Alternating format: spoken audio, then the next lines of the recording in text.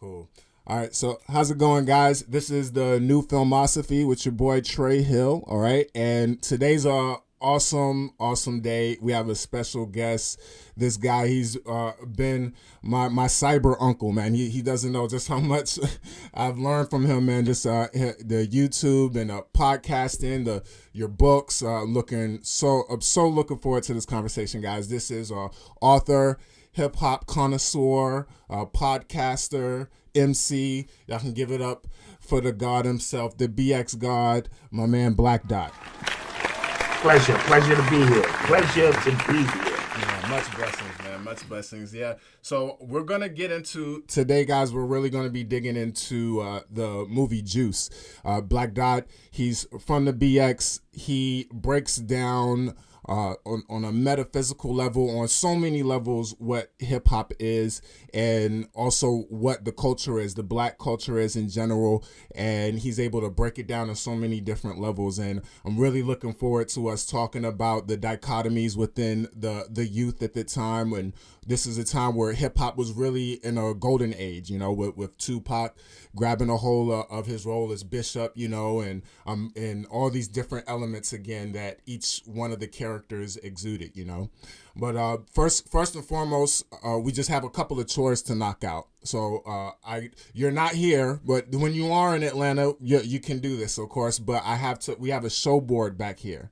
So back here, I have everybody sign the show board and put the movie that we're working on. So you're about to be like working vicariously through me, all right, and putting your name down. All right, hold on. Here we go, guys. All right. Yeah, man. The Black Dot. And I'm looking forward to talking about my graphic novel, that's I used your name for. Yes. Yeah, man. I'm looking forward to getting into it. I know I didn't tell you a lot about it when we met, so I'm looking forward to digging into it with you. And just understanding what Black Dot means to you, because Absolutely. Yeah, man.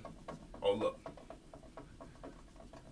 Black Dot, and we're breaking down Juice. Cool. My man. All right, so the first question that I ask everybody, and there's no right or wrong answer to this. What is your filmosophy? My filmosophy would be to study a film, enjoy a film, embrace a film, put myself into the characters that I see that resonate with me, allow my imagination to take hold and suspend what is real, REEREAL, and get into what is real, REEL. So that's what I feel when I get into filmosophy. Word. Yeah, man. I think about, the whole science of us being in a dark room with, being in front of this light that's projecting to us. And it's this very, religious moment, where it's, a moment where the portals are open, and this is an opportunity to be receiving, of course, there's the programming, there's the bad programming, of course, but it's just that opportunity to receive, and and like you've said, that you're sitting there, you're docile, and your portal was open to receive all this stuff because you want to just enjoy an experience, right? You want to sit back and enjoy it. So absolutely. So it's not always about the programming.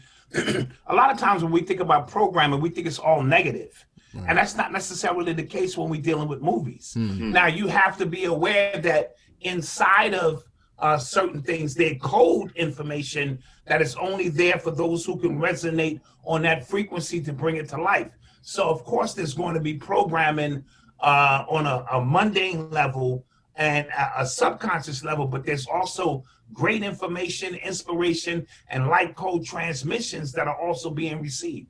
Right. So it's a total experience in itself. Beautiful, man. Yeah. And so the next question is, name a VHS that you either still own or maybe just one off the top of your head you can remember that you popped in last.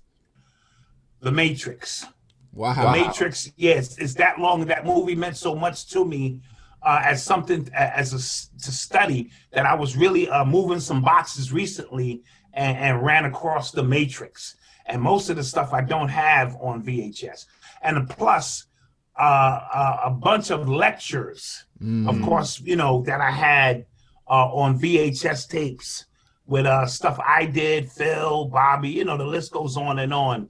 So I had a lot of those as well. Nice. That's legendary, man. This is the first guest when I ask what VHS do you have. He has his own VHS's, son. That's how we roll around here, bro.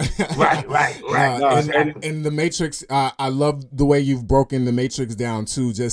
We're here, man. We can. I want us to focus on Juice, but it's crazy how on so many levels when they talk about simulation theory and everything, just how like that movie is almost timeless, Yes, absolutely. So cool. And they're doing a new one, and we'll see how that comes out. Lawrence Fishburne isn't in it, so I gotta see. Really? Wow. No, wow. I have no idea. Maybe some backdoor politics or something, but yeah, man. We'll see what they do with it. Yeah, man. I don't even know what they're gonna do with this. So yeah, I guess we'll just sit back and see what the folks will do, man. But this question has a new flavor due to COVID. What's the last movie you saw in a theater? Bad Boys 3. Oh, what hurt? Bad Boys 3. Me and the family went to see it, or me and my wife, I'm not sure. And it was surprisingly entertaining, considering it took so long for the third one to come out, because they have a formula. Will and Martin have a formula that just really works. And if you are a writer, you could write that story where one character, Martin, is the old over the hill kind of character. Will is over the hill too, but he thinks he's still got it, and still young and still fiery. And car chases and beautiful angles and cinema photography, and so it really worked. I was surprisingly entertaining, because usually a lot of times when you get to the third sequel or the third part 3 of a movie, it usually gets dry, but this is pretty good. I agree, man. I was pleasantly surprised. I saw it, I streamed it, and I was pleasantly surprised, and I listened to Will Smith talking about it. And what I really liked when he was talking, because him and Jada have been on this sort of race, for years, trying to keep up and be that ideal couple and keeping up with themselves.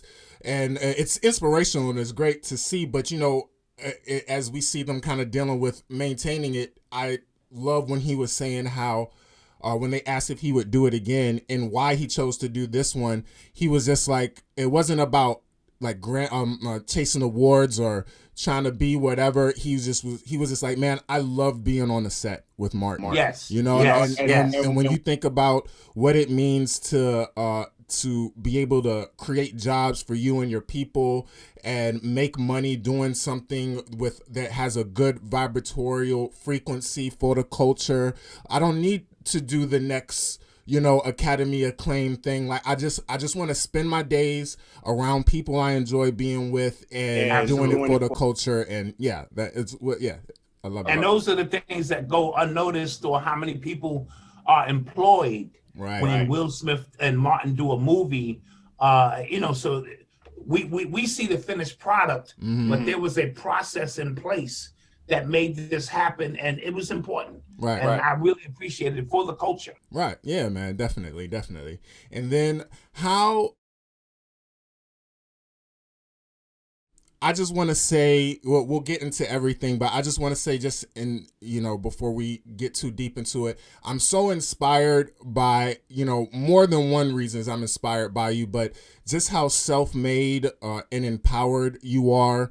When you want to do something, it occurs. Like I wasn't an author. I want to write a book. Now I'm an author. Like I wasn't a podcaster. My son wants to do a podcast. We're doing a podcast. My sons want to do it, and you pass it down to them, and watching you guys grow, and everything being so familial, everything being so strengthened by just what you guys got, man, and you guys, it's almost like you guys, to me, have superpowers because nothing stops you, man. Like it doesn't, you know, disabled is able, you know, like no disability, no inexperience, no, and it is just so inspirational. You know, I love listening to you guys. I got dreads now, so I don't go to the barbershop anymore, and I feel like I'm like sitting in the barbershop talking with my uncles and stuff again. So again, much appreciated.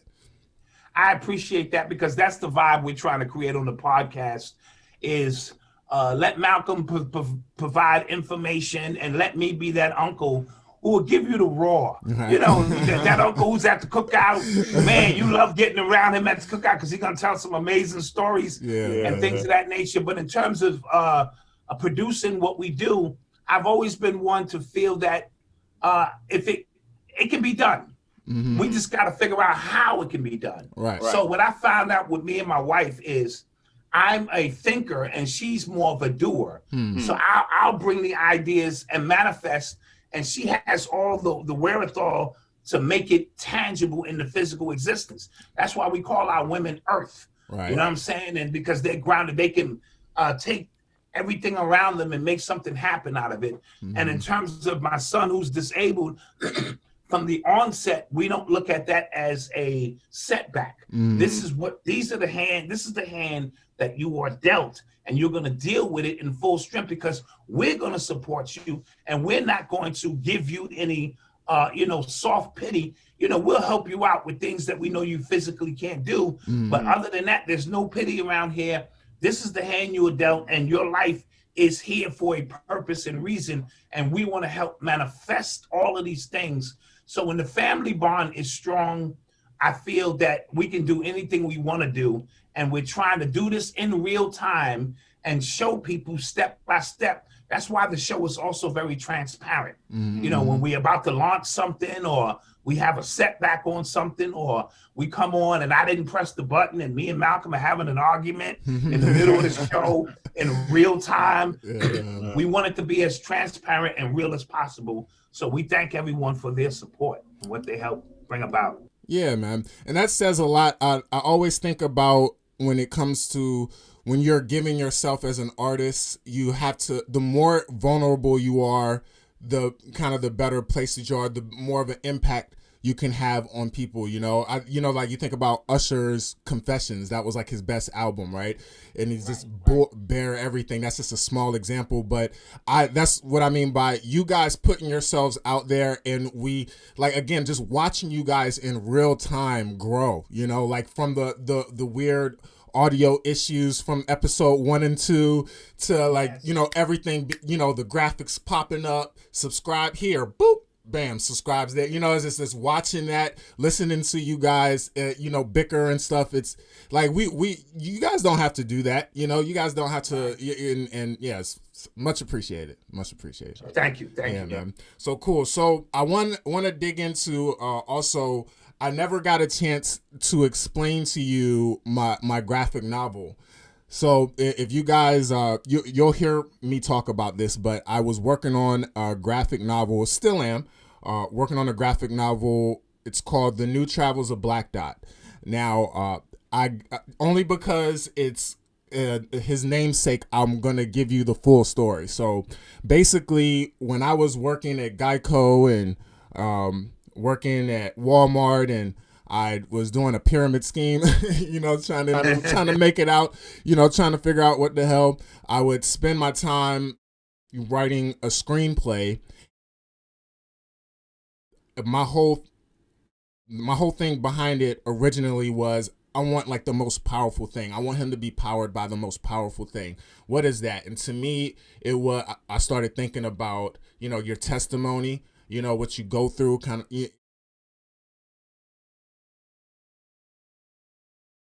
the ether, you know.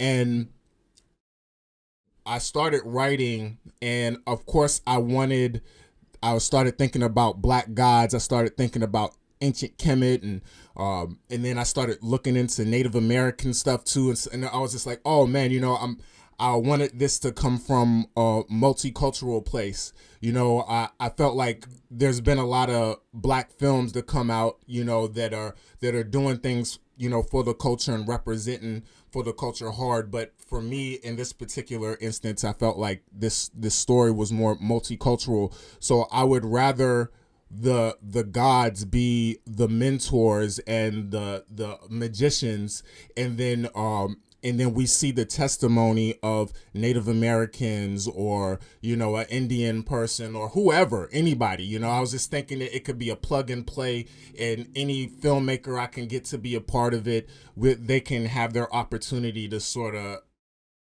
pick their characters within this world. So I felt like more than a superhero, I was creating a mantle, and originally it was called True Dot. So, but I didn't like it. It just felt too noble. That's not what it was. And then my homeboy put me on because I was listening to Professor Griff, and I don't know why, for whatever reason, whatever I was watching, you guys never crossed paths for whatever reason. And my homeboy put me on your lectures when we were working, and when your name kept popping up, Black Dot, Black Dot. I've been working on this graphic novel called True Dot, and I'm just like, oh my gosh, like this is it. And I friended you real quick and sent you a text. I was like, I am not even thinking you were gonna respond. I was like, hey man, would you mind if I used your name in a graphic novel? And he's like, hell yeah, man, make sure you hit me up to be a voice for one of the characters, man, when it's a cartoon. I'm like, bet. So it's on, you know. But so long story longer, I ended up going to film school, and I paid a lot of money for illustrators to get the graphic novel done. And I found out that maybe like $10,000 in, that I was probably another like 30,000 to go to really get it done. And actually, this was back when I was calling Professor Griff all the time, and I was telling him what I was doing, and he was telling me about his comic book that he was working on at the same time too, and he was telling me a lot of the issues he was having too. So that just made me be like, you know what, I'm gonna focus on my craft as a filmmaker, and I'm gonna still treat that as like my home IP that I really want to cultivate and to do something bigger with. But for now, you know, we're pausing on the new travels so that I can, you know, build up this skill that is filmmaking, right? Absolutely. And in this day and time, the more you can control creatively, the more you know it's going to be as organic as possible. Right. That's another thing. I hate having to, defer, except for, within my immediate team, because I want this done my way. I want it to have my energy, my spirit, my intellectual blueprint, handprint, fingerprint on it. And sometimes we got to take a step back. Take 3 steps forward. So by you learning the inner workings of your craft itself, is only going to make the project more dynamic when it comes out. Appreciate it. Nobody knows your vision the way you know your vision. Appreciate it. Exactly. And I learn it more and more. You know, the productions that are going well, it's coming that are moving along with the feature that we're working on, the shorts, that I've learned just how organically it happens when you are of service and when you're staying true to the whole reason why you were doing it in the first place, you know. Absolutely. Right, Absolutely. So it's beautiful, man. I am going to start getting into the actual movie now. So with the opening of it, so many movies, famous, New York City, we see its opening, the B-roll, if it's Sex and the City, though, you get one vibe of New York City. If it's Ghostbusters, you get another vibe of the city. So I wanted to just discuss how organic or how real this intro is, because it has the spinning record beside it, and you see the different shots of I'm not sure what borough they're in specifically. They're in Manhattan. They're in Manhattan? Okay, got you. I believe it's Manhattan because at some point in the movie, when Tupac shoots Raheem and says, oh no, not Raheem, Steele? No, the Spanish guy. Oh, yeah. I forgot his name. He says Riverside, and that Riverside is definitely Manhattan. Gotcha. Okay, Harlem. Cool. Harlem to be exact, yeah.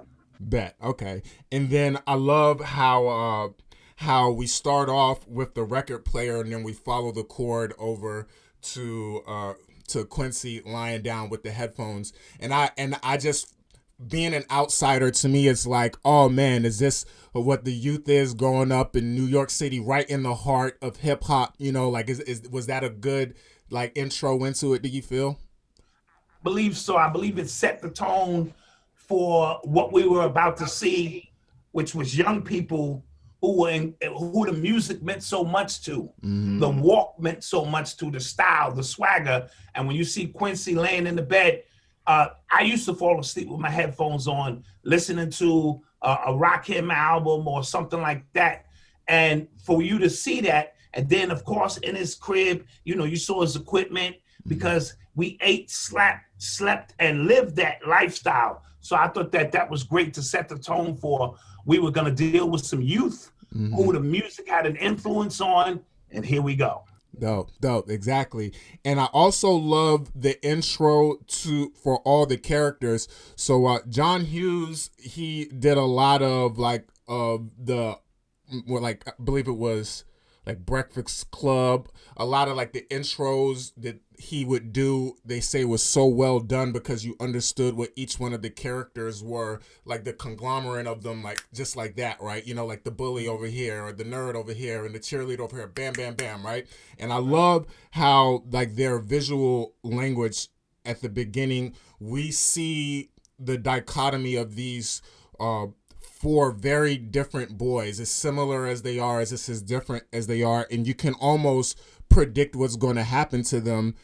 Q has a mother that cares about him, and they're not in a great situation, but there's family and there's his craft there that he loves, and then we have Steele, who has a strict father, has a government job, right? And he's the softest, right? But it's crazy. He's the one with a father influence, Yes.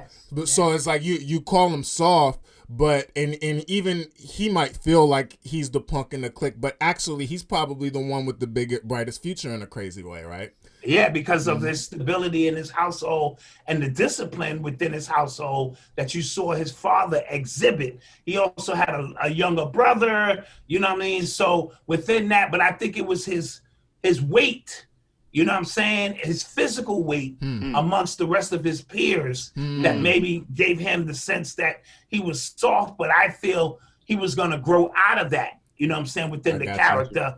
But within the economy of 4 or 5 guys, we all play a role. There was somebody who didn't have a father at home. There was somebody who had a father, maybe had some better clothes than everybody else. There was the mother who played the mother and father role, who came across strong. And then there was somebody who was just on their own, or, as you get into the different characters. Right. Yeah, man. And that's what's crazy with Bishop, is that he had his grandmother and then just some guy staring at the TV, right?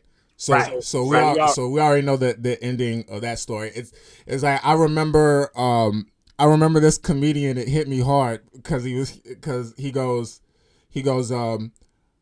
I met a guy who called his grandma Mama and called his mom Susan. He's like, oh, yes, that nigga going to jail. Yeah, absolutely. I did the same thing. I grew up that way, so it's no disrespect to anybody that had that. But it's just that this is just talking about how you can foreshadow again what's going to happen to Bishop because he doesn't have any guidance. Absolutely. And he looks like when he's leaning over looking at his dad, you can tell he needed him. Right. You know what I'm saying? Right. So he was just sitting there like, I could really use you at this time, because as a teenager, you're growing into an adulthood. One decision can change everything in your life. So with a strong father figure there to guide Bishop, this may have never happened to Bishop. Right. So very interesting. Yeah. And then Raheem, who's the leader, and I think it's kind of crazy how he's the leader, and I feel like it's because in this intro, we see that he deals with the most grown-up issues. It looks like he's more of a breadwinner in the house, and he's got the fresh, kicks and all this stuff, and he's got a baby, So Yes. yeah, he's dealing with an adult life while Bishop is trying to lose himself in these gangster movies, and Steele is dealing with his parents worried he's gonna ground him, and Q is stuck in the clouds trying to be the next big rapper, but it makes sense that, or the next big DJ, but it makes sense that Raheem is the leader in this situation because he's dealing with life the hardest, kind of. Absolutely, and that's the vibe I got from it. Even when he opened the door to let his sister in the shower, you could tell that he runs this, and you know what I mean, and he's a natural born leader amongst his crew. And when you see him on the corner having this exchange with his baby mother, you can tell deep down inside he wants to be involved. You know what I mean? But society is like, and she's like, you need to get it together because you still have a love for your friends. You know what I mean? And when you start dealing with a baby, I need somebody who's going to be attentive. And it also expressed that women are just a little bit more advanced than us men are ready to be at that age, and 15 and 16. She has real issues now, and she needs somebody who's going to be there. And he's not quite ready to be there yet, but he still knows that that's going to be something he has to deal with in the future. Right. I just think about how lucky at that age when you have a good,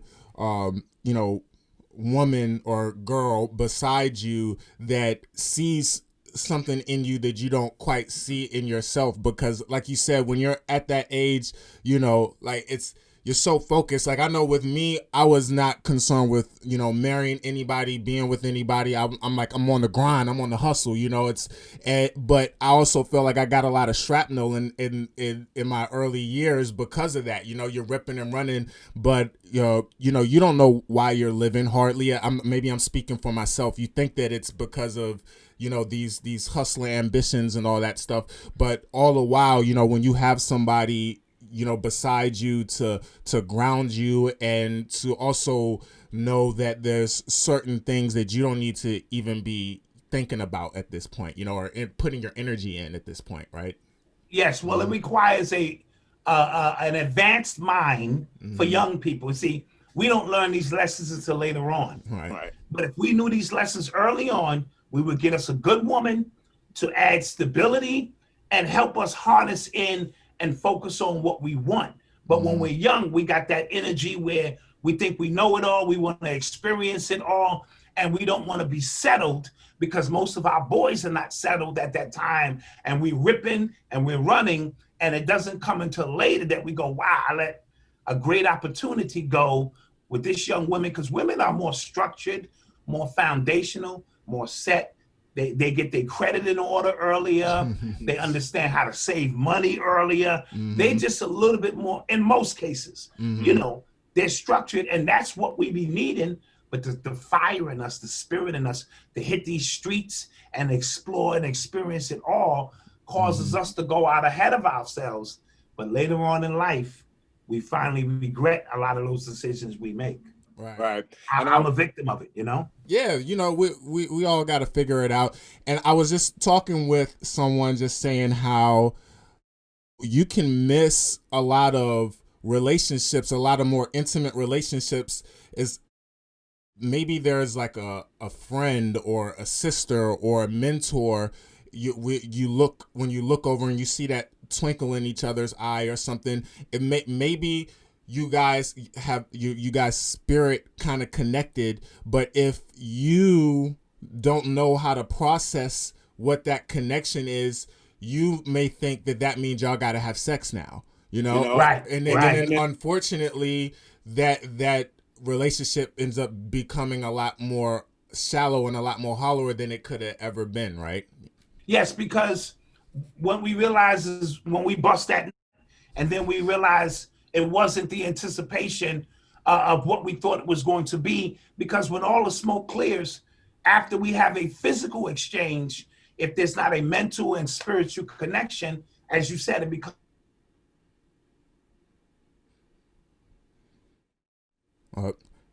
You went out. That we have, cool. You know what I'm saying? Yeah, your signal went out for a sec, but yeah. Okay, gotcha. Yeah, so those kind of things, and it requires us to grow up. And because women are growing up faster than we are, they benefit more in the long run. But I agree. Yeah.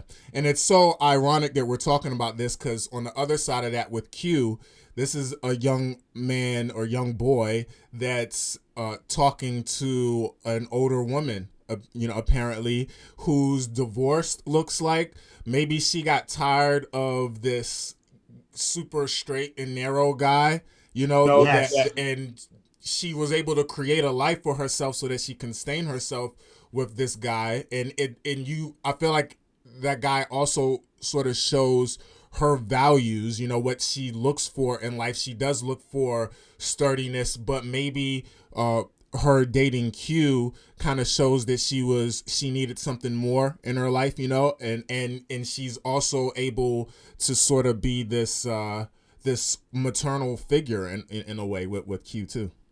Yeah, I thought with the first guy she was dating, he may have been a little bit too old and too structured. And her being young and vibrant is something in Q that she saw. She saw the entrepreneurial spirit in him. She saw his vision. And where she was as a nurse, she had the financial stability to provide a safe haven for him to come and get away from all the craziness. But eventually she was going to mold him as the young man into the young man he was going to become. Where the old guy seems to be more of a, he seemed, what are you gonna do with this guy? So, and she needed more than that. So yeah, that was great. Yeah, and it also touches on, what you were just saying. She saw again something in Q that he did not see in himself, right? And I was going to save this for the end, but did you notice that Q ends up becoming like a famous DJ at the end?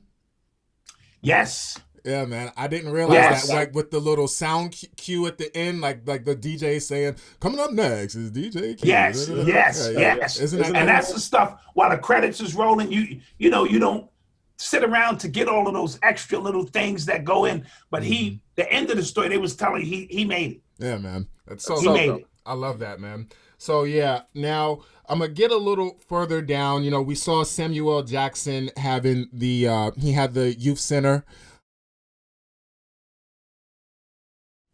People like that is probably pretty important in those communities. I'm sure it's not all clean. You could tell that he's not like this the perfect saint, right? But it's a place for these youth to be and to feel safe and to have that safe place at. And I thought that was so important. But then of course the police come. Yeah, well, they were playing hooky, and back in those days they were truant officers who rode around looking for kids who weren't in school. Because as I was watching it with Eli, he was a little confused. He was saying, but they weren't doing nothing. I said, yeah, but they were supposed to be in school. Right. And we used to have these truant officers who would come to these little hideout spots and find these kids and take them back to school. So this was a safe haven. And like you said, Samuel L. Jackson knew that, they were supposed to be in school, but this was his game room. This is how he made his money.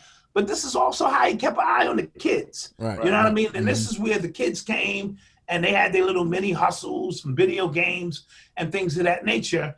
And then when the police showed up, they took off, and I feel that they were used to this process. Right. Yeah, man. Isn't that something? It's like I talk about, I'm always talking about with people where with me, like when I think about getting pulled over, like when I see the police, it's a different feeling where it's like I'm thinking about, all right, like, dang, did I lock the door at home? I'm like, oh man, what do I have warrants? When I was younger, I'm thinking, man, do I have a couple of days that can be am I on the schedule? It's you're thinking about all of these things that the butterflies come in and it's interesting how you don't realize when you're in that world, you don't realize that that's not normal. It's not normal to have those feelings, and it's crazy. And when you just saying just it being routine to them, I think there's a lot of things with the police state. You know, I think that, you know, reform in the system in general, I don't, it's easy to, because of the murders that are happening with black kids, to talk about specifically eliminating cops. But to me, it just shows how important the reform is, how the changing of the system is, because there's people that feel uncomfortable in it, right? You know, and it's movies like these that are really important to see that sort of discomfort that these people have. No, absolutely. Yeah. And we had and remember, I'm a 60s baby, so there was a different relationship with the police and the youth in that day, meaning the police officers walked the beat. So they knew the kids.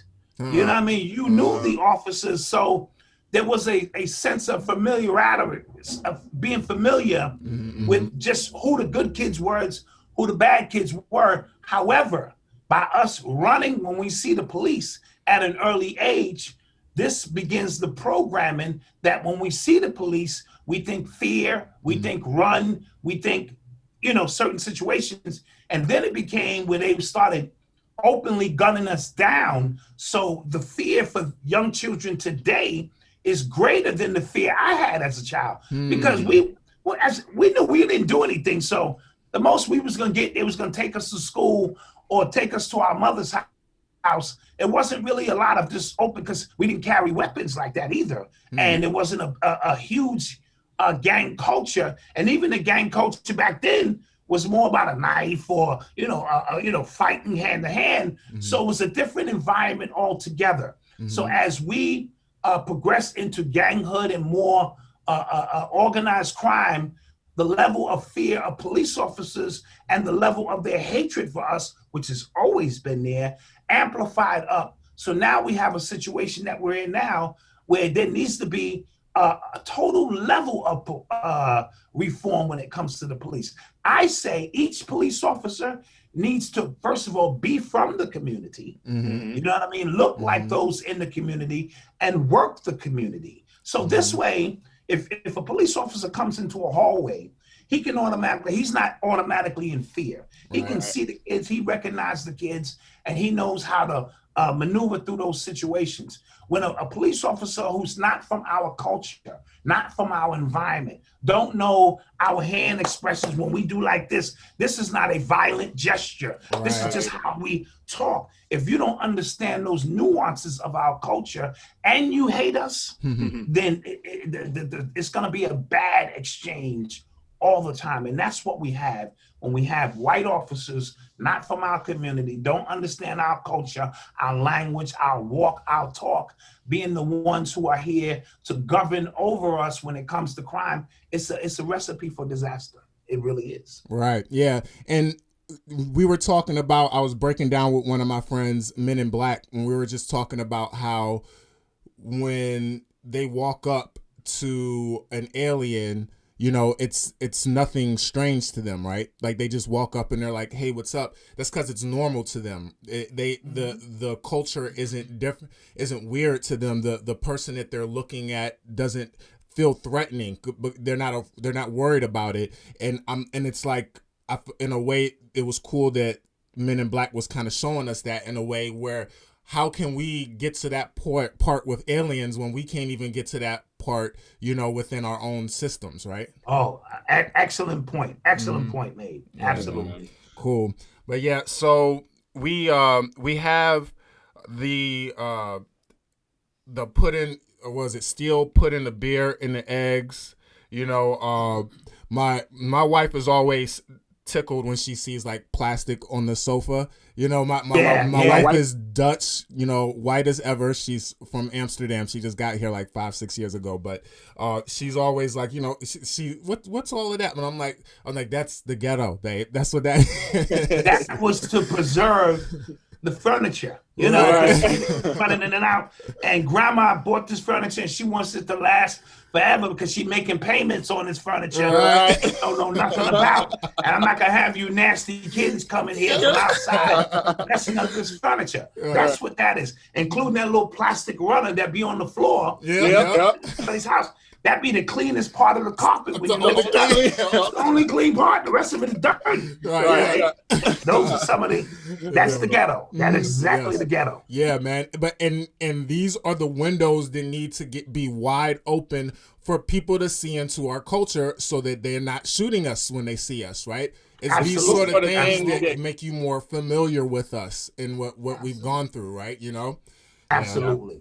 So I feel that's why I feel like officers who are qualified from that experience, they know it inside and out. So they know this is not a threat. These are just some kids in the hallway playing dice, you know, drinking a few beers. That is not a life, threatening situation. I don't even need to pull my weapon. I just need to tell them, I'll be back here in 15 minutes. When I come back, I expect all of this to be gone. And when you speak to them in that language, they know, okay, Mr. Officer Johnson, because Mr. Johnson knows your family, you know his family, and he has a job to do. And there's a level of respect there, and you're going to get that done. When we see white officers, we automatically think authority, and they don't like us, and they have no business here, and why are they here? And then that's the resistance that's created. And on his part, he sees us, he's afraid, he don't really know what's going on, and we have situations that we have, which are not good. Right. Yeah, man. And I have so many feelings, about the police state. With me personally, I remember you saying this, where you're like, I don't see the police. I don't acknowledge them, like they're not even in my frequency. And I felt like when I started feeling that way, that's when I stopped getting pulled over. That's when I stopped getting these interactions with them. And also my life started to change too. Just like the beat that I didn't walk on the same side of the street anymore. So it was just different now, and it's like when we're like, we don't get the benefit of the doubt. We learn the lessons the hard way, like the harshest way, when the worst case scenario happens. But when I like when you're talking about when they're familiar with the community, because it amazes me. And again, talking with my wife, she's a therapist. She's a bilingual therapist, and she'll go to the Latino communities and, and communities in poverty. And it's amazing, her versus the caseworker versus the police officer. And it all depends on who's there. Those are very interchangeable roles. It's a shame that they have to be like that. Like, why is it that, as soon as you're 18, you can get this license to kill, and you're going into these situations where mental health, where poverty and socioeconomic situations, like there's so many other situations that need to be taken care of that do not require a big, like some, insecure or some,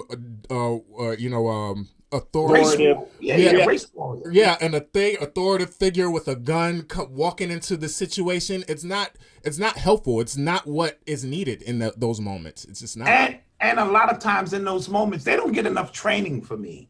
6 months of training or whatever, because like you say, each situation requires a different set of skills. So you have to know, this is a mentally ill person. Maybe we need to call somebody else in who is more skilled to address those issues.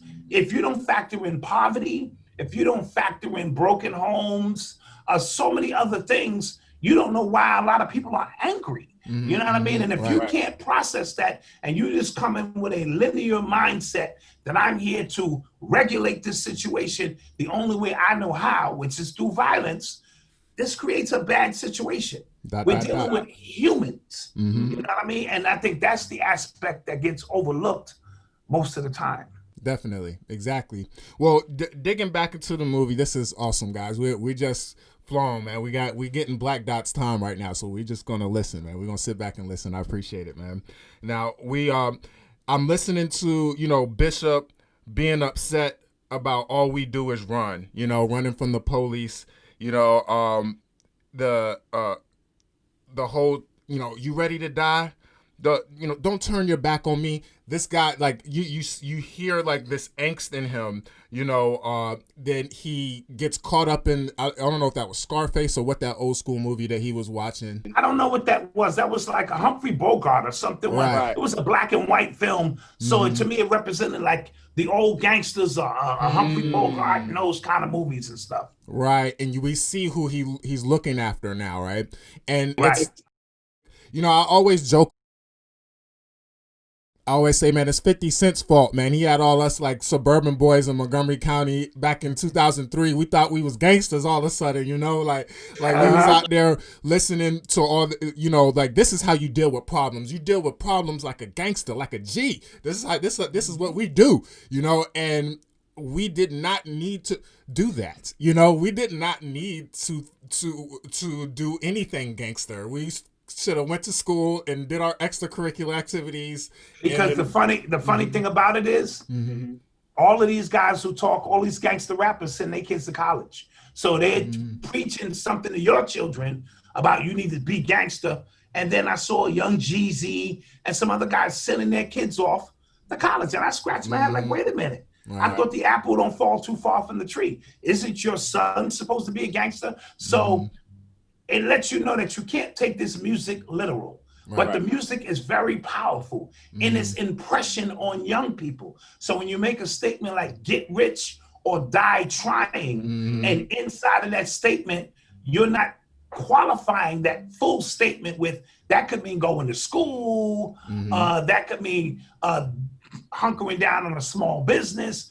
When a statement like that is further promoted with gun violence and shootouts, it's very hard for us to misinterpret the message you're trying to get. So you're trying to say, get on these streets and get rich or die trying.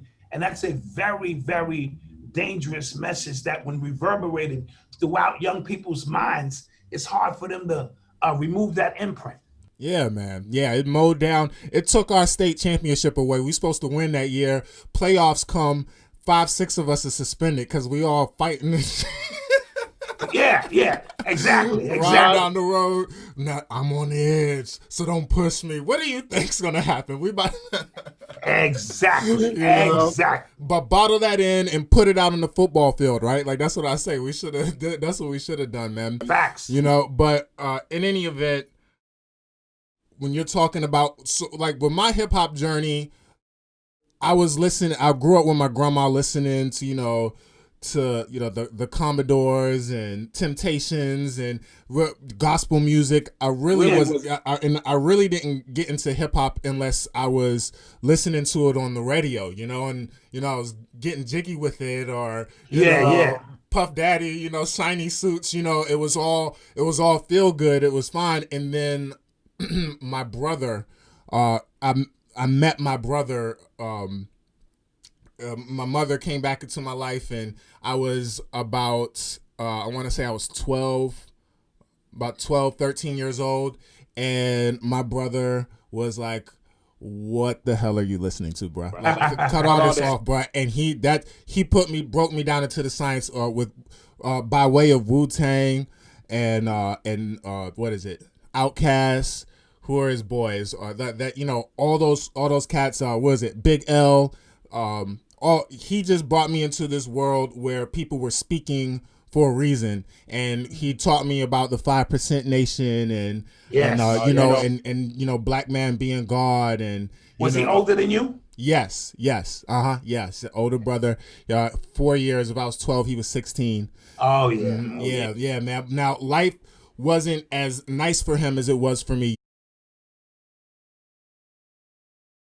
When I was born, I was spent a year or two down in Tennessee with my grandma. Love my mother to death. We're not saying anything negative, but it just was what it was. Me and my older brother, we were staying with my grandmother, and then my dad realized that situation, and he came and picked me up and had me stay with his mother. And Understood. that saved my life right then and there. You know, like my grandmother, all I know from my youth is my grandmother spoiling me, letting me watch my cartoons and letting me be, you know, What grandmas do. What grandmas do. You know, like she let me do that. And then when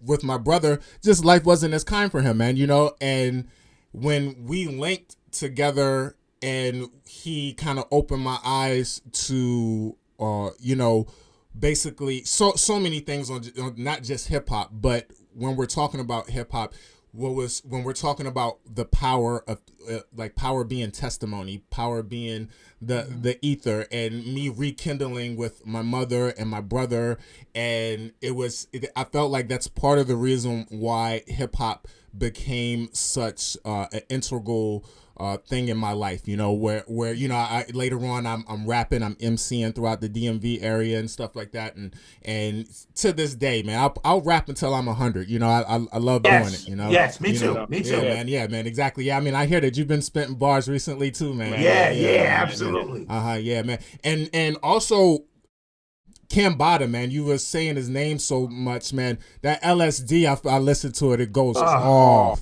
Yes. Way from another stratosphere. Yeah. This guy is from another tomorrow. His ability to put words together, similes, and paint pictures with his words, and even his ad libs are theatrical, and it's really special to hear somebody appreciate the craft that you love so much, that they put their time in. That's all I want, is appreciate the craft and give me your best and show respect for the craft. This dude is unparalleled in that sense. Right. You know, I really appreciate his body of work. Yeah, man. You know, I think about when I'm watching, you know, a masterful film by, you know, a Scorsese or, you know, by a Chris Nolan, and I'm just like, man, you watch the image and they have taken full control of every part of the frame, you know, whether it's the pixels, the sign in the background, the flowers, you know, the performance, the wardrobe. They have a complete manipulation of what it is to be cinema. And listening to Cambada is the same exact way. You know, when it comes to lyricism, I was like, there's so much time and effort put in these projects, man, you know. And he is, I think about when Rakim was talking about how he drew the lines and would make sure he rhymed before he got to each line. Yes. Right. So Cambada has a similar technique. I don't know what his secret sauce is, but he paints pictures the way, like you said, these guys film things where everything in the frame means something. You know what I mean? So you don't overlook that sign. That sign is there for a reason. So he may say something, and then he'll say something over here, and then he'll connect those two thoughts later on in the bar, and it just makes it art. Pure art. Yeah, man, it's so dope. Yeah, much respect, man. Well, I have to see, man, if you can pull some strings, man, maybe we can get them on a Filmosophy episode, man. Yes. I will work on that. Absolutely. Much love. Yeah, and also your son Malcolm too, man. He responded to me.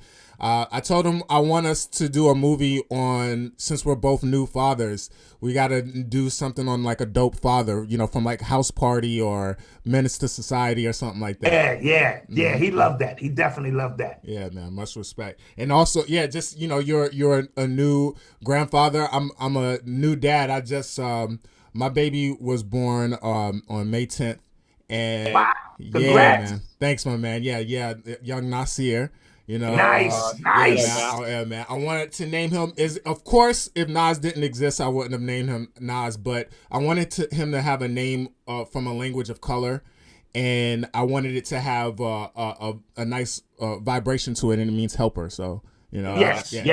And in the Quran, Nasir means, I don't know what it means. It has another meaning. The bearer of victory. Quran. I think it's bearer of victory. Something to that effect. So that name has a specific vibration to it. Absolutely. Cool. Yeah, man. And it's just been so humbling. You know, being a new parent, I could imagine the conversations you're able to have with Malcolm. We're sleep training him right now, which he's done. it's been night and day, you know, the lifestyle, you know, because we were basically moving according to him, but now that we're kind of allowing him to kind of self-soothe and stuff, like that's kind of where we're at, man. But just this also harkens onto Raheem too, but just one thing to touch on when it comes to this new parenthood is just everything hits different now, you know, like waking up in the morning. Why wait till tomorrow? What, like I got a seed now, you know what I'm saying? Things happen, friends call or opportunities come, and I feel like I've never been more clear about what I want to be and what I want to do, and there's no time, there's no BS, you know. I just wanted to say and a new child will do that to you because they help define that purpose. Because every breath you take now is not just for you, it's for Nasir, everything you do. So you really have, and Malcolm is going through the same thing now. So these meetings we're having are they're hitting different because he's looking further down the road than he used to. Right. You know, he just had a short-sighted focus before he had a baby. Yeah, let's just do that. Now he's looking further down the road to say, okay, I need to do this so that when, you know, Noble reaches here, I'll have something established, and it's a beautiful thing to see. Children give us purpose. Yeah, absolutely. That's dope. I'm glad that's doing it for him too, man. It's interesting when, you know, when you're talking about just how the motivations change, because for me, I felt like I was so ambitious, you know, whatever my goal was is like aim for the head, you know, like the Jaguar spirit, you know, like aim for the head. Like that's always kind of been my attitude, attack. But even then it wasn't good enough. Like even then, or I say it was not that it wasn't good enough, but there's just I didn't realize there's a whole other level. Yes. Like this level is before my work was my children, you know, so to speak, right? Like my work was, I was That's working. your baby, yes. Right. I was working to manifest this baby. Like, no, like this is my baby and this is the means to an end now. You know, it's not like I'm living for my career anymore, you know. And understand fully.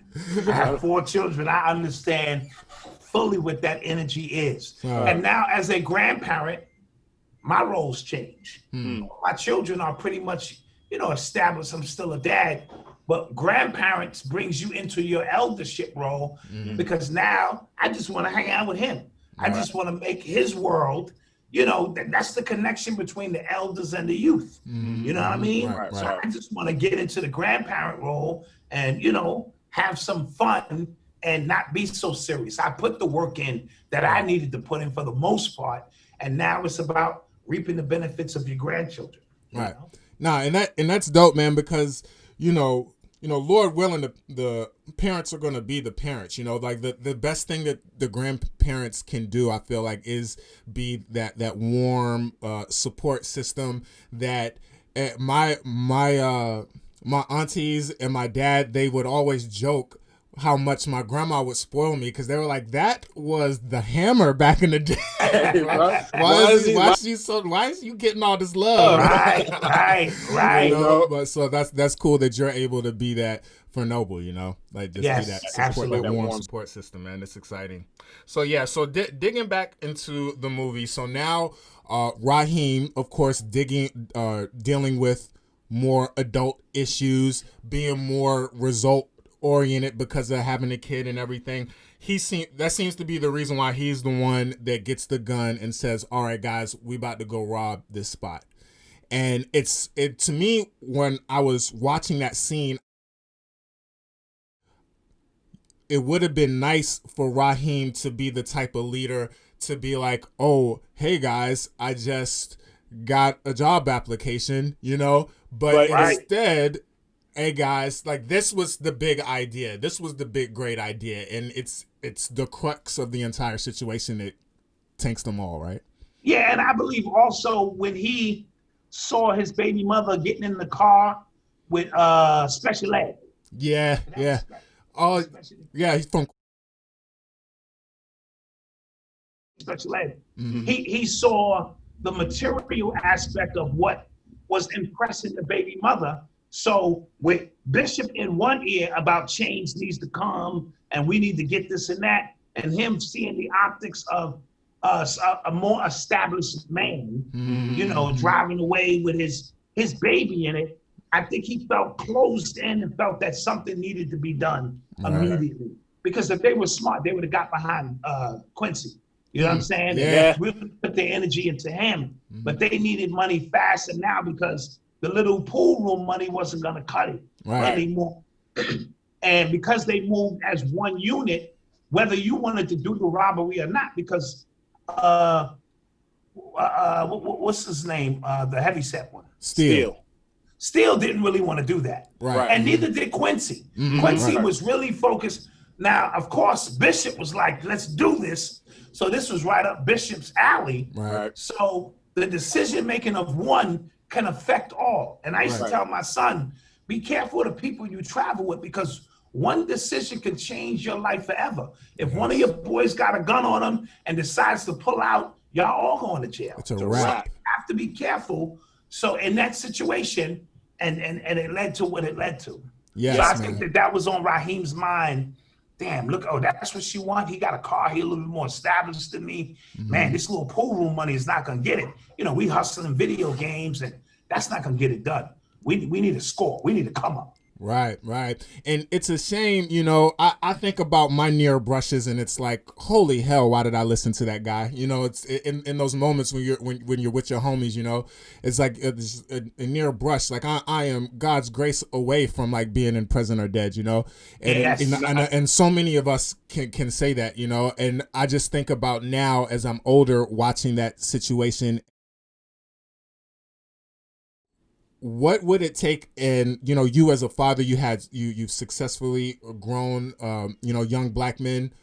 What is it that why can't instead, when you feel trapped and when you feel like there's the reason why they didn't go behind Q is because that's long money. They don't see that check. They're not going to see that check tonight, right? And the reason why they didn't go to McDonald's to apply for a job is because that's whack, right? Like I don't see anybody getting that, right? So what does it take for, you know, a young black male to when those moments where I feel trapped, I got to get out. I got to get on. I got to get this lick.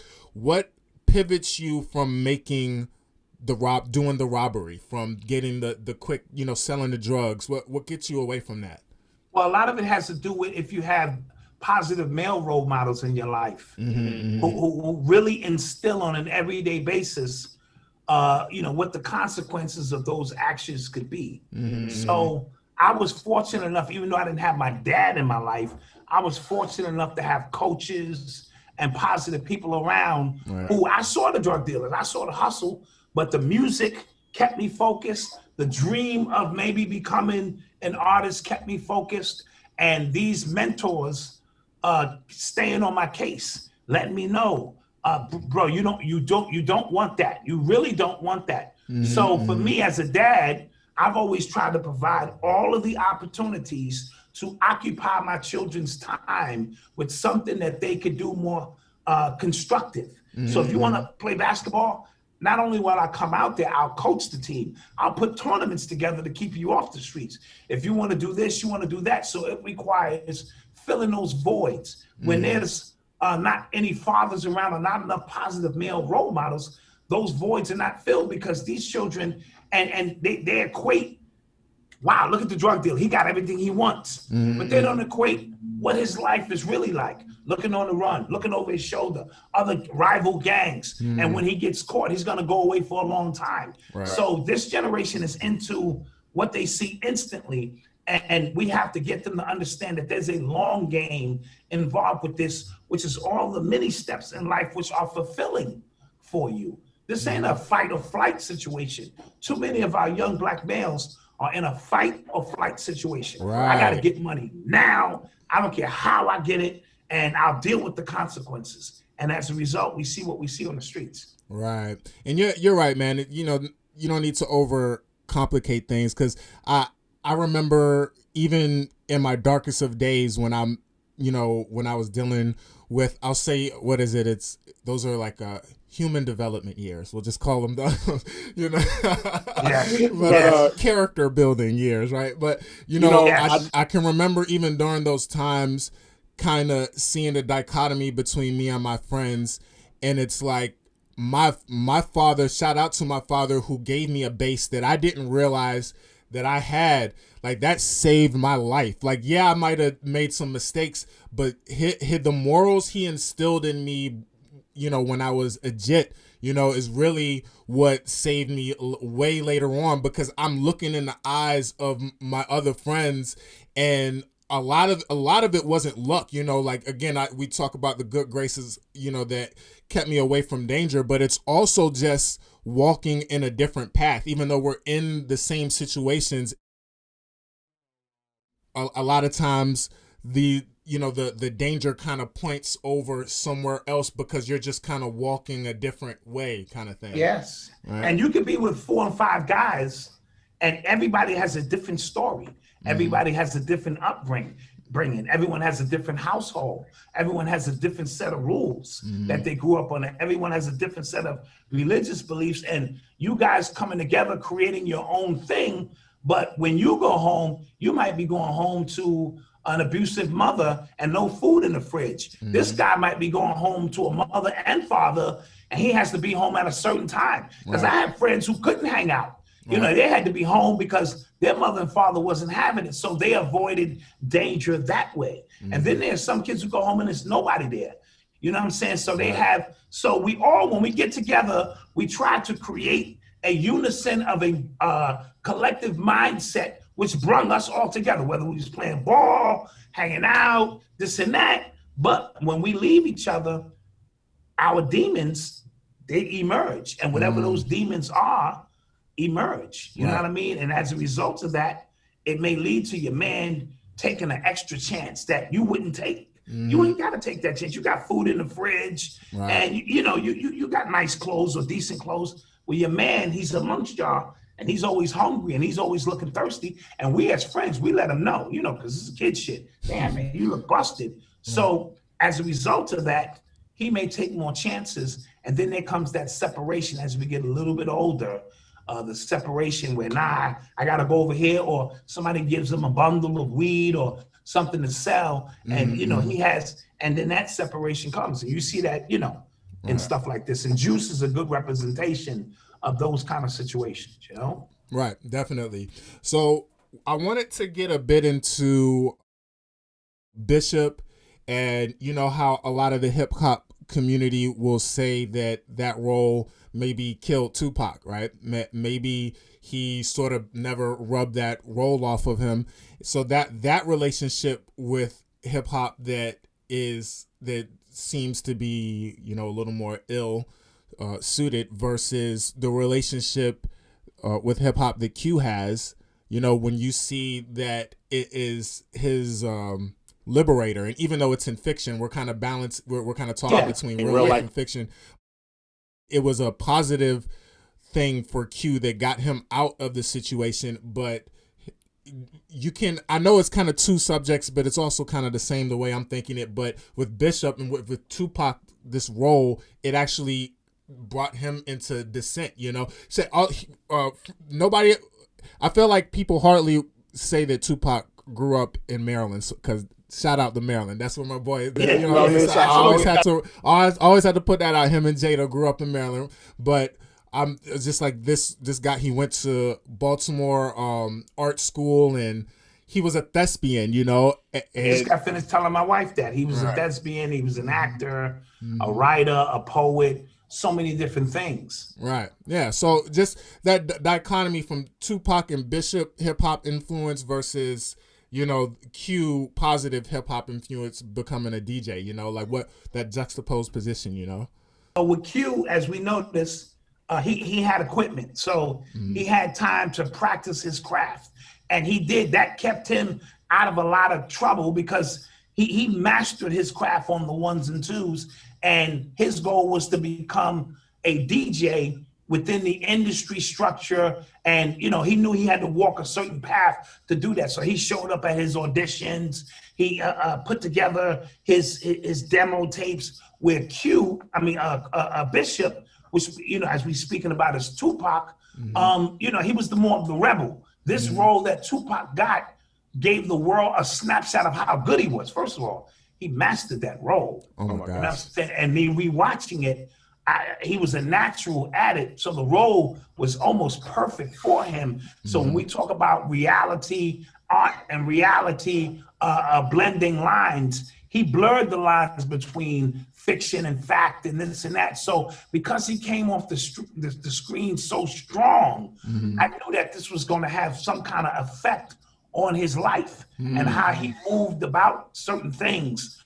And I also understood his background of his parents being Black Panthers and, you know, things of that nature. So those who are watching know when somebody's coming off screen and somebody is really blowing up the scene. And so I think this role kind of put Tupac on the map in a sense, but it also put him in the map with some of the wrong individuals, as we'll see when we got to Above the Rim and other movies and Haitian Jack and characters he started hanging out with.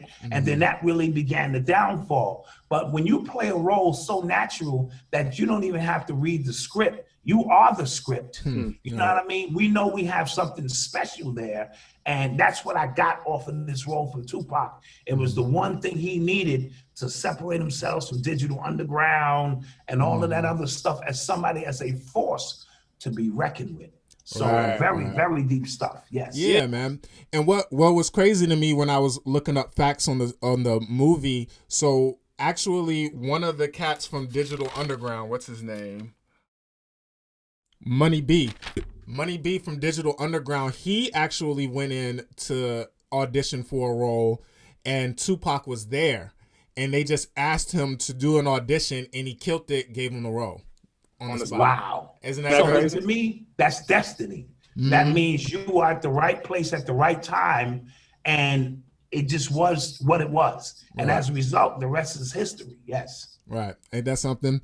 So we'll go back to the actual robbery, because it goes down, of course, and Bishop takes it a step further and actually kills the guy. Now, I do want to make a side comment of me and my homie were just discussing, because I did a lot of my stuff down in Alabama, so I wasn't familiar as much with the law in Maryland, but I was noticing how with New York gun culture, you know, it's different because it's illegal to have a gun. So like, you know, down south, it's very much you know, like, this is my baby. Like I call her Nina, you know, but where it's like there, it's more throwaway, I guess, you know. So like everything, I guess that dichotomy is a lot more different. Like I feel like in my head, my imagination, without, you know, thinking about it, if you're a gangster in New York, you're walking around, you got your gun on you, you know, if something happens, you pull it out. But I guess that's fantasy. That's not how that happens. No, right? that is a fact. Okay. There are aspects of that where, because you carry concealed weapons, you know, that's how that would pop off. In the movie, though, what struck me is that Tupac saw the weapon, or Bishop, as power. He saw this gun as the answer to all of his questions. He saw this as the liberator. He saw this is how you get the juice, how you get respect in our hood. He just got finished watching gangster movies. And across the news, flashing news, the guy that he wanted to go into the bar with and participate had just died in a shootout with guns. And Tupac was saying, well, that's not going to be me. So when he got his hands on the gun, he said, I'm going to keep this gun. So he began to worship the gun as power. And as a result, when he got into the shootout, the robbery, he wanted to express that power to the highest degree. And he can't do that unless he used it. You know what I mean? Like, and let me give you some scenarios. Back in the days, I knew who had a gun on them because of the way guys were acting. Guys would be a little extra trying to incite you into something. Why? Because they wanted an excuse to pull out this gun and use it. So that's how you knew that You weren't all that. The gun was all of that. Right. And you get dudes who just got extras. I wish somebody would. Oh, he carrying. Right. You know what Yeah. I mean? Because he wouldn't be saying that if it was a hand-to-hand combat. So with Tupac, he felt that energy. He felt that rush. He felt that, I can get anything I want. This is how you get what you want on these streets. And he began to manifest it. Man, it's crazy you saying that. I think about a few different stories I could tell, but it, when you're talking about the power of having a gun, one may say that, with power, like the yogi or the, or the martial artist, you want to, it's self-defense, it's, you're thinking of it in terms of that. But man, being around cats where it's like, I'm looking for a reason, son. Like, I'm looking for a reason. Like, what a notion. Like, I think about those people in my lives where it's like, you can't walk around with these people, man. They're gonna kill somebody. Right. You're just waiting for the reason, bro. Yeah, man. It could be something as minute as stepping on somebody's shoe inside of a party. And even though you could turn around and say, I apologize, no problem. Nah, son. So, with great power comes great responsibility. They said that in Spider-Man, but we understand it. So then you had those who understood the power of this, and the responsibility of carrying this weapon is to ensure that I provide safety and not be the instigator of situations and such. But when you take a young mind like Tupac with no true father figure in his mind, and he's influenced by the gangster culture, what he sees on TV and real life robberies and the adrenaline rush, because there is an adrenaline rush. Whenever you're doing something you're not supposed to do, there's an adrenaline rush. So if we just robbing something and we're not going to use our weapon, there's still adrenaline. Hurry up, get the money. Shut up, sit down on the floor. And within that adrenaline, coupled with me thinking that this weapon in my hand is greater than it is, he just popped that man in the head for no reason at all. Right.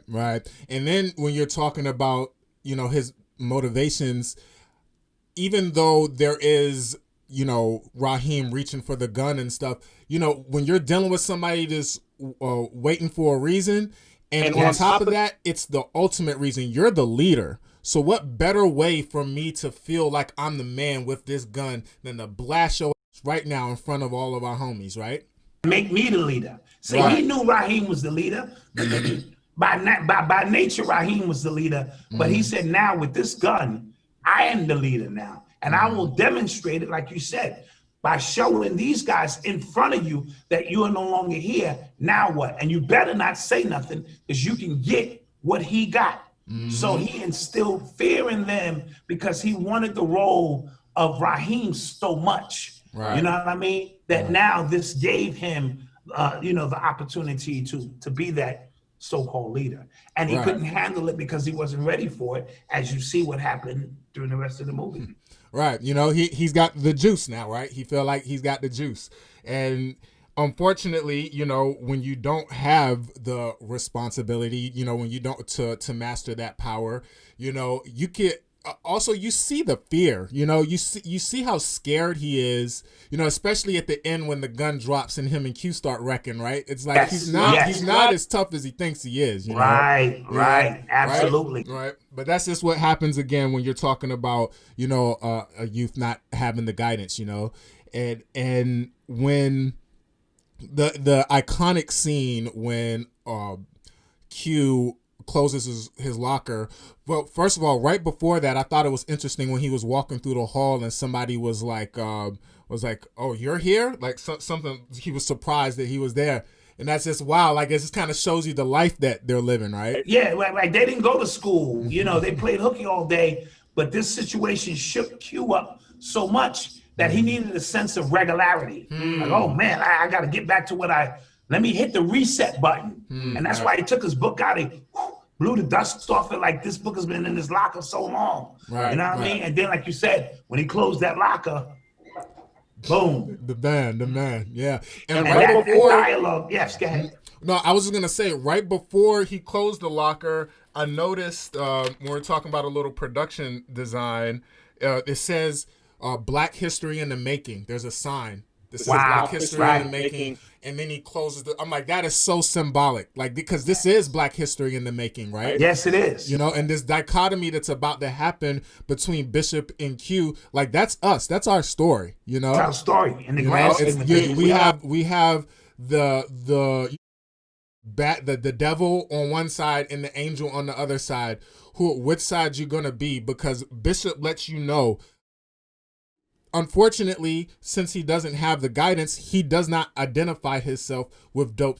He identifies himself that for all intents and purposes as, to me, I call it the slave mentality, man. Like what they want us to think, you know, what they want us, he wants us to think that we're these emotional people, these crazy, illogical addicts, out of control. And he tells you, he says, you know what, when you first called me crazy, you know, I was mad, but you know what?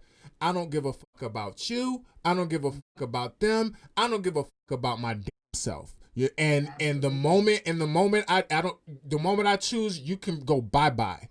Yes. You know, and it's just to let you, like, this mentality, this is what's killing us. It's, you know, the audacity, you know, when we talk about other cultures that, of course, have not had the acute attempts to ruin, like people, other cultures have not attempted to very acutely ruin their attempts to do better. You know, like there's other people that can come to this country and they can start they can start their Wall Street and then not get bombed. You know, right? They can you know, one of the first independent filmmakers, a lot of people don't know, Oscar Micheaux, was a Black man in Middle America that just bought his own stuff and made it work. You know, that like there's all these situations where other cultures have been able to kind of build and become who they are without redlining and Jim Crow and all that stuff, right?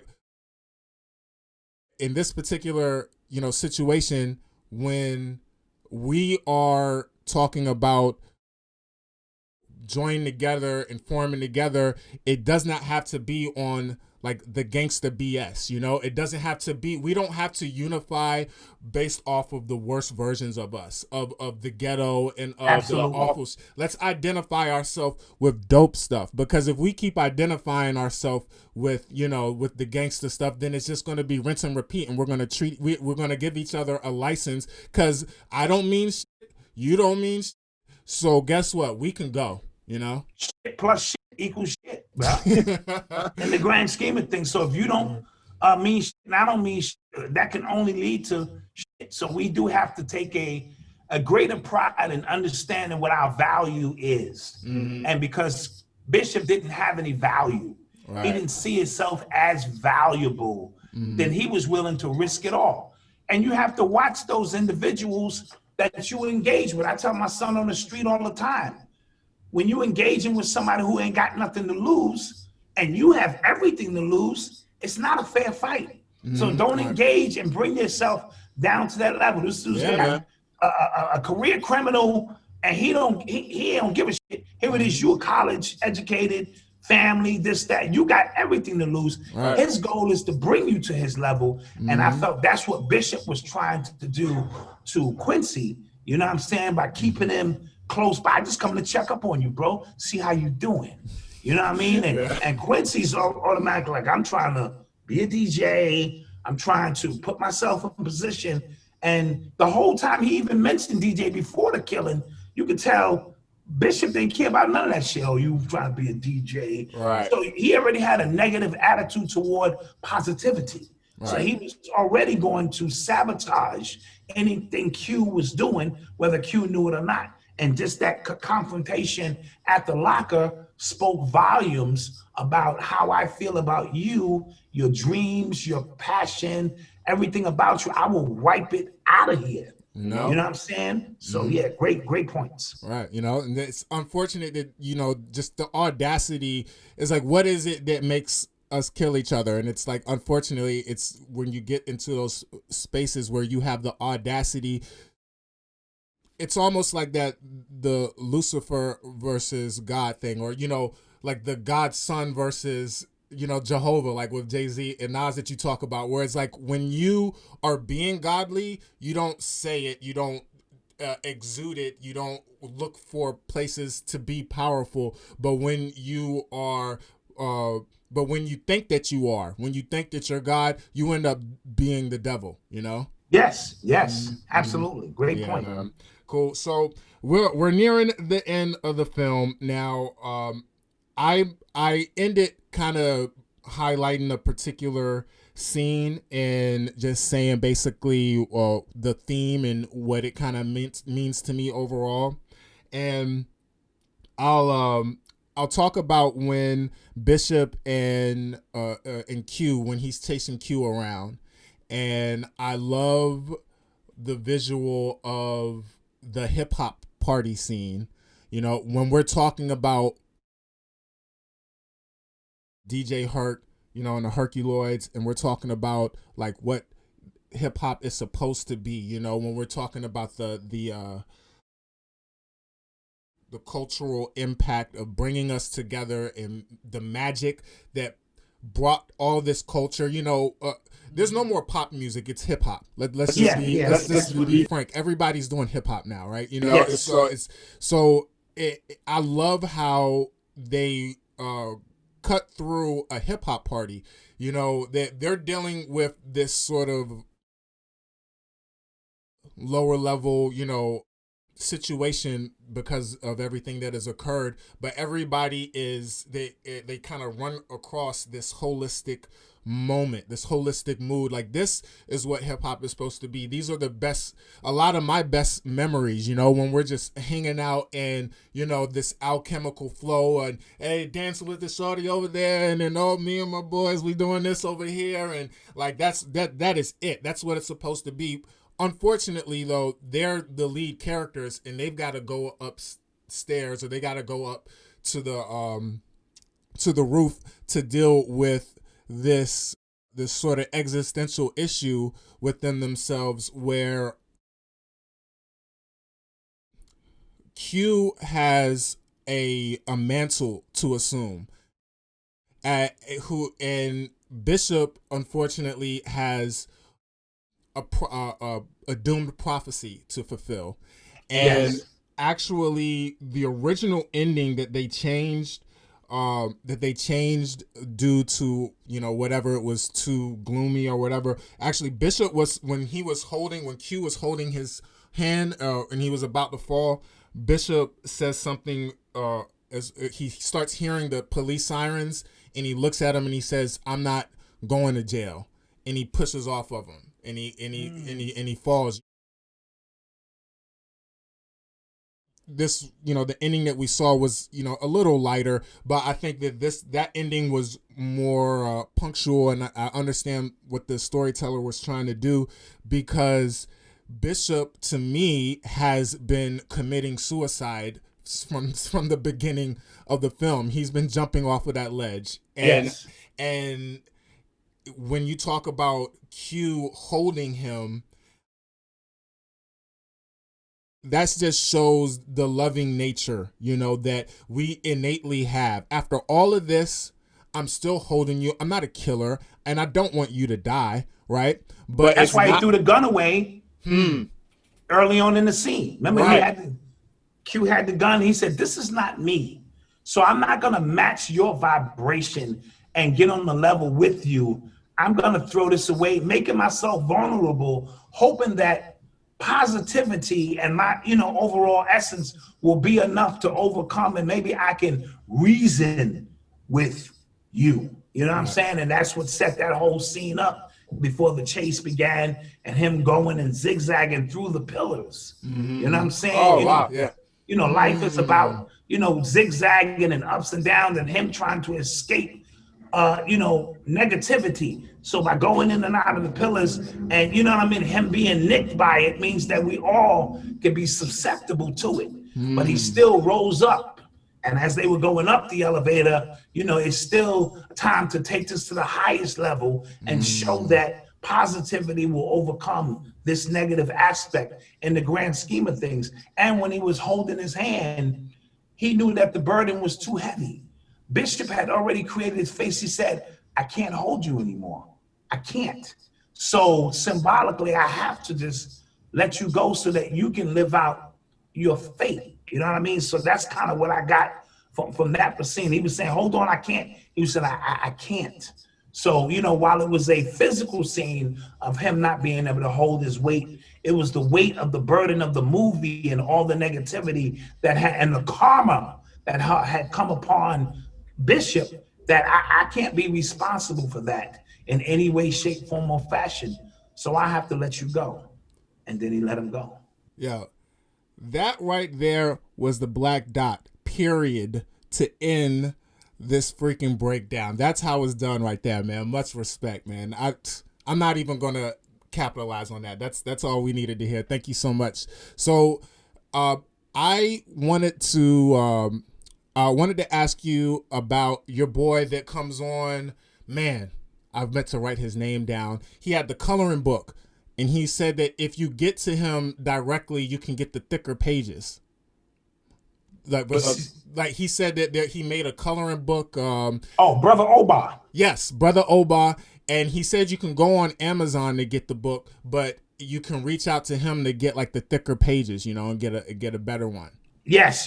I have to send you his link offline. Okay. Well, you can contact him, as I don't have it directly in front of me. Yeah, but that's Brother Oba. He'll be back on the show soon because, you know, we had some technical difficulties, which was weird. Right. Yeah, man. A whole nother weird story. Right. So we're going to have him back on, and he's going to really get more in depth the coloring book and some other things that he has to offer. Absolutely. Bet. Awesome, man. Well, thanks so much again for your time, man. Now, you guys can check Black Dot out with him and his son, Malcolm. They have Urban X representing the shirt. I love it. I saw it. I love it. Absolutely. Yeah, man. Yep. You guys can check them out. It's every Monday and Thursday. All right. And then Disabled is Able. That's with him and Eli and his other co-hosts.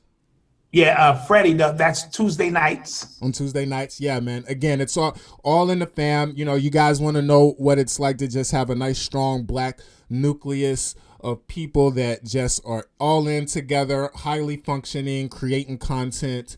Man, it's it's so inspirational, and I need it. I turn in every Monday and Thursday, or every Tuesday morning, Friday morning. I need that. I need that, man. So yeah, much appreciated. Yeah, man, much respect. But you guys, thanks for tuning in on this episode. Black Dot, I'll go ahead and stop the recording, and then we can sign out, man. But thank you, sir. Thank you so much. I appreciate you, man. Appreciate you. Thanks so much. Find all our content on thenewfilmosophy.com.